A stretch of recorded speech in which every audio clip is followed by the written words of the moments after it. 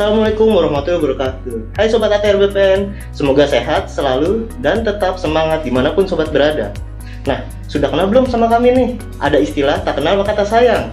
Perkenalkan, saya Rizky dan partner saya Devita. Tentunya dalam acara kesayangan kita, PPSDM Talk. Sudah tahu belum apa sih PPSDM Talk itu? Yang pasti bukan talk-talkan biasa ya. Jadi gini nih, program talk show PPSDM Kementerian ATR BPN yang menjadi salah satu ruang untuk apapun yang berkaitan dengan informasi yang lebih lengkap tentang PPSDM. Wah, keren dong pastinya. Senang sekali rasanya kami dapat menemani Sobat ATR BPN selama 30 menit ke depan. Tentunya dengan topik yang menarik dan bermanfaat buat sobat sekalian. Dan juga narasumber yang expert serta berkompeten di bidangnya. Yuk kita kenalan bareng sama narasumber kita kali ini. Kita sudah kedatangan narasumber yang sangat spesial. Ada Bapak Insinyur Hadi Arnowo, MAPPSC yang menjabat sebagai Widya Ulang deh mas. Beliau adalah Insinyur Hadi Arnowo, MAPPSC yang menjabat sebagai Widya Iswara, ahli media yang akan membahas tentang penulisan ilmiah. Assalamualaikum warahmatullahi Bapak. Bagaimana? Apa kabar Bapak? Waalaikumsalam warahmatullahi wabarakatuh. Sehat Pak? Sehat? Ya, Alhamdulillah. pastinya lah. Ya, senang sekali Bapak bisa hadir di program ini Bapak, di dalam sesi ini. Tentunya dengan sepak terjang Bapak yang sangat membahana sekali tentang penulisan ilmiah. Mari kita akan berbincang-bincang sedikit Bapak tentang penulisan ilmiah agar para hadirin juga akan tahu tentang bagaimana sih penulisan ilmiah itu. Bisa mungkin Bapak jelaskan mengenai apa itu penulisan? Ya, baik. Kita bicara mengenai penulisan, sebetulnya itu sudah tidak asing lagi bagi kita ya. Menulis itu mungkin sejak bangku sekolah barangkali atau bangku kuliah ya, kita sudah pernah melaksanakannya, pernah mengerjakannya. Macam-macam penulisan itu, ada yang bersifat fiksi dan non fiksi. Suka ini novel atau bacaan remaja, bacaan itu? Oh, novel. Iya, suka novel Pak. Bentuk dari karya tulis sebetulnya, tapi itu adalah bentuk karya tulis fiksi. Ya, karya tulis fiksi itu ya bisa dikatakan berdasarkan mungkin angan-angan, berdasarkan mungkin juga suatu keinginan, dan juga mungkin satu sifatnya tuh apa yang dikhayalkan ya, dan itulah kemudian dituangkan dalam satu tulisan dan hasilnya macam-macam. Ada mungkin novel ya, ada yang suka barangkali ya cerita pendek, mungkin juga cerita yang sifatnya terlepas, atau mungkin juga semacam narasi-narasi yang lainnya ya, itulah tulisan fiksi. Kemudian satu lagi adalah tulisan non-fiksi. Nah, tulisan non-fiksi itu beragam sifatnya. Ada yang mungkin bersifat ilmiah, ada juga tulisan non-fiksi yang bersifat itu hanya berupa laporan, ya. Bisa juga berupa suatu, katakanlah mungkin suatu pendapat dan sebagainya. Itu masuk kategori tulisan non-fiksi. Nah, inilah yang saya kira itu mungkin perlu kita bahas lebih lanjut. Oh, baik Pak. Kalau boleh tahu Bapak, untuk Bapak Hadi sendiri, bagaimana Bapak ketertarikannya untuk bisa menulis Bapak? Ya, terus terang saja saya mungkin waktu SD suka dengan mengarang namanya anak-anak SD ya. Suatu khayalan saya barangkali ya, mengenai superhero dan sebagainya, tapi hanya sedikit saja, tidak berkembang. Kemudian saya tidak begitu intensif dengan tulisan ya. Kalaulah mungkin dengan tulisan ketika saya menjadi pegawai itu sifatnya lebih kepada menulis laporan, atau mungkin juga sifatnya menulis dalam kaitannya dengan lebih kepada laporan saja. Oh gitu. Ya. Kalau saya boleh tahu Pak, kapan sih dan pertama kali Bapak menulis? Ya. Nah, barulah kemudian saya mulai tertarik dengan tulisan ilmiah. Ya, itu yang saya katakan menulis ilmiah itu ya merupakan suatu mood saya yang tiba-tiba tuh kayaknya jadi gemar menulis itu ketika saya menjadi Widya Iswara. Nah, memang sih di Widya Iswara itu ada berbagai kesempatan untuk mendapatkan angka kredit dengan menulis. Nah, disitulah kemudian ada berbagai kesempatan tuh. Saya tuh misalnya menulis modul ya, kemudian juga saya menulis di jurnal ilmiah. Kemudian juga saya beberapa juga menulis di proceeding ilmiah. Nah, itulah yang kemudian menjadi tantang saya. Misalnya modul itu juga salah satu bentuk tulisan ilmiah, tapi dia dalam kerangka satu kurikulum pelatihan ya, yang sudah ditentukan. Nah, itu juga saya juga banyak menulis di situ, menulis modul. Ada seninya, tidak seperti menulis dalam laporan. Menulis suatu katakanlah mungkin di dalam satu kajian di waktu saya bekerja di struktural ya, itu mungkin lebih kepada prosedural. Tapi kalau di sini menulis modul tuh ada di situ sisi pengetahuannya yang menjadi latar belakang modulnya itu. Kemudian juga ada di situ juga mungkin kaidah-kaidah modul, karena modul itu kan tidak seperti laporan, dia juga harus bisa menyampaikan pengetahuan itu agar bisa dicerna dengan baik oleh si peserta pelatihan itu. Karena itu bahasanya itu juga lebih lentur, dan juga tentunya juga tidak meninggalkan pengetahuan dasarnya itu. Itulah modul. Kemudian saya menulis jurnal ilmiah itu juga tantangan, karena itu merupakan satu bentuk bagaimana menuangkan ide-ide yang berbasiskan saintifik ilmiah, yang tentunya juga ada kaidah-kaidah bagaimana cara menulis di jurnal dan sebagainya. Ketika menulis modul, saya juga dengan enjoy-nya ya, dengan senang hati saya menyelesaikan ya. Kemudian kalau menulis itu katanya memang ada ini dalam pelatihan, memang juga ada juga ini sisi mungkin pengumpulan angka kreditnya ya.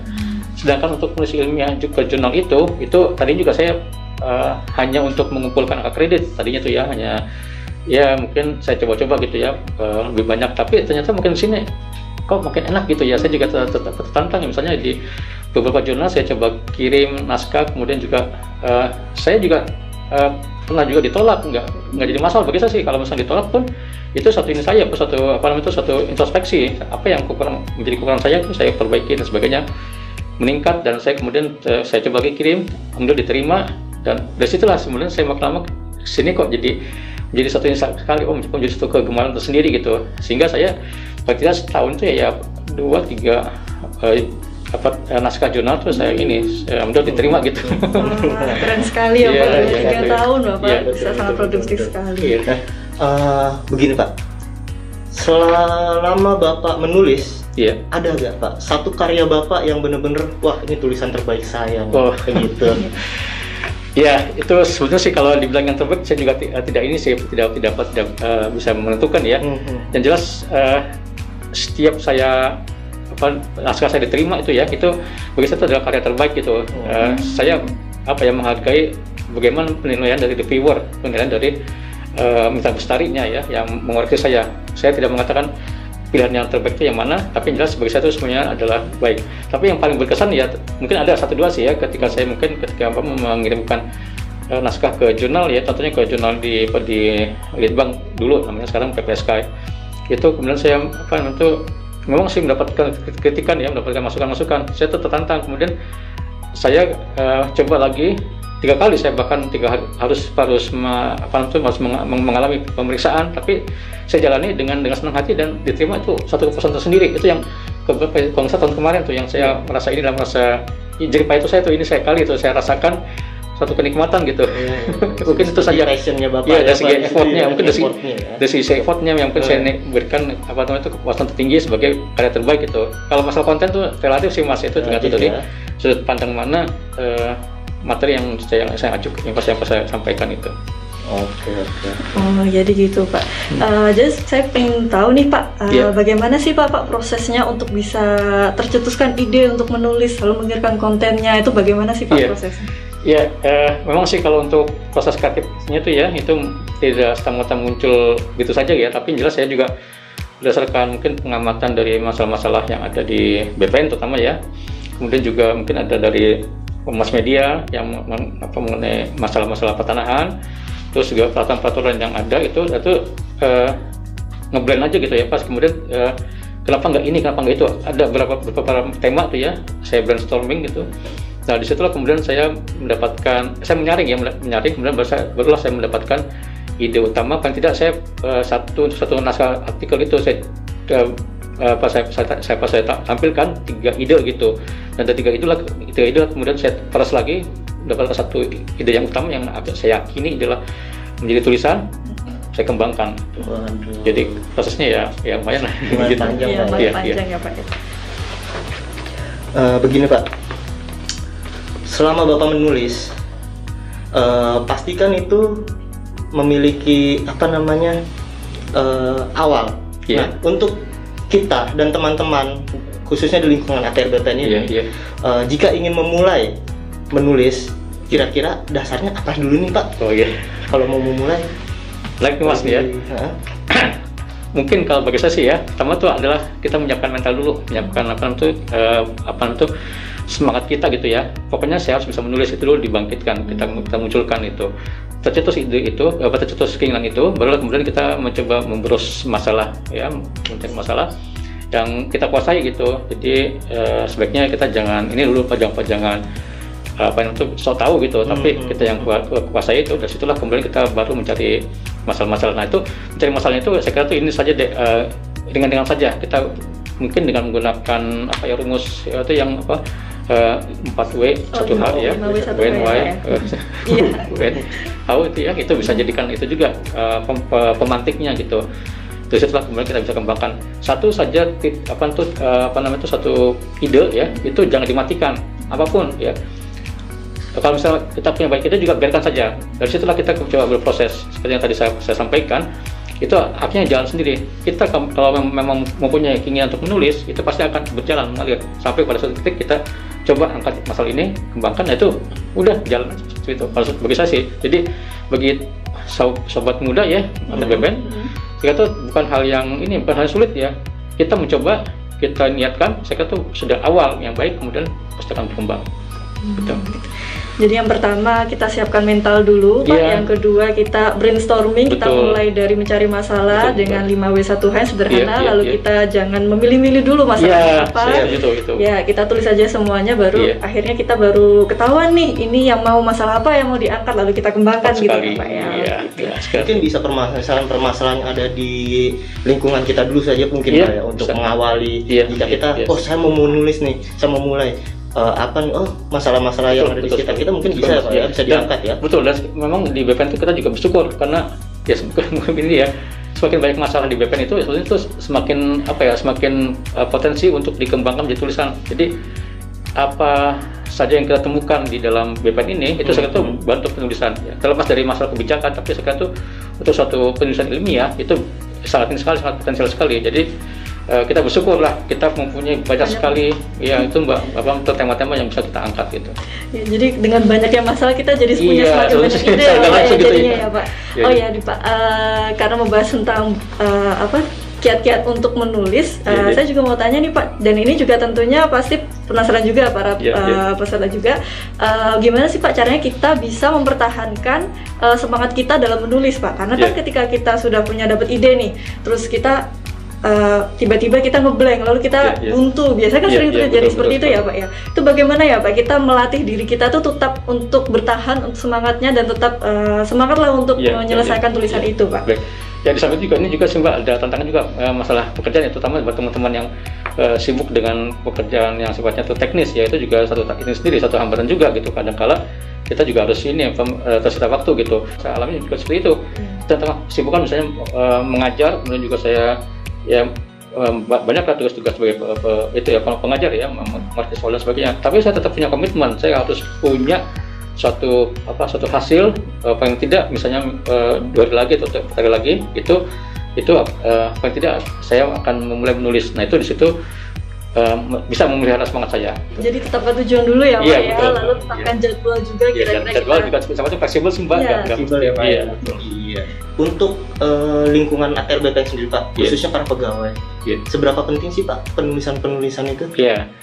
Ini Mas, kebetulan kan kita juga sudah mengalami reformasi birokrasi ya, kemudian juga banyak jabatan-jabatan fungsional yang disediakan oleh ATR BPN. Nah, untuk jabatan fungsional itu pasti memerlukan untuk keterampilan menulis ilmiah, karena itu ada angka kredit di situ, ada semacam penilaian ya yang akan bisa membantu peningkatan jabatan ataupun juga mungkin untuk kenaikan jabatan pangkat dan sebagainya. Itu sangat berarti sekali, karena itu saya sarankan untuk teman-teman sobat muda ATR BPN ya, itu untuk yang terutama yang di jabatan fungsional, cobalah dan mulailah peduli terhadap bagaimana menulis karya ilmiah gitu. Sedangkan untuk teman-teman yang di jabatan fungsional umum atau juga mungkin pejabat, itu juga suatu hal yang positif saya kira. Jadi bagaimana menuangkan ide-ide itu, kalau sudah terbiasa itu kita akan lebih enak gitu ya dalam menyampaikan suatu pendapat dan sebagainya. Jadi suatu habit yang bagus saya kira kalau untuk dicoba oleh para pejabat ya, pengawas ataupun asosiatur dan juga mungkin jabatan fungsional umum, saya kira itu penting dalam rangka untuk memelihara ini, memelihara mungkin ini kita, pengetahuan kita. Itu saja Mbak ya mungkin bisa sih. Jadi dengan menulis itu juga sama dengan kita melatih mental dan otak kita Pak, untuk menuliskan pendapat yang secara sistematis gitu ya Pak, agar bisa mudah diterima oleh orang lain dan juga bisa bermanfaat juga buat kita ya. Jadi banyak banget ya Pak manfaatnya untuk menulis ini ya Pak. Jadi ide-ide itu jangan kita pendam saja Pak ya. Kita curahkan dalam bentuk tulisan. Ya kita share, kita juga ya tentunya juga pasti akan mendapatkan juga apresiasi saya kira tuh ya. Tapi juga saya kira tuh tumbuhkanlah sikap mental untuk menuangkan ide-ide dalam satu tulisan. Wah, luar biasa sekali. Menuangkan sikap mental untuk menuangkan ide dalam tulisan gitu. Baik Pak. Oke, baik, terima kasih Pak atas jawabannya. Semoga bermanfaat sekali Pak untuk sobat muda semua. Pasti. Dan bisa menginspirasi pastinya. Semoga. Terutama di lingkungan ATR BPN Pak, agar lebih banyak lagi ide-ide yang dituangkan, lebih banyak lagi karya-karya yang diciptakan lewat tulisan-tulisan. Oke, itulah tadi perbincangan kita dengan narasumber kita pada hari ini. Tentunya Sobat ATR BPN telah menyimak jawaban yang telah diberikan oleh beliau kan?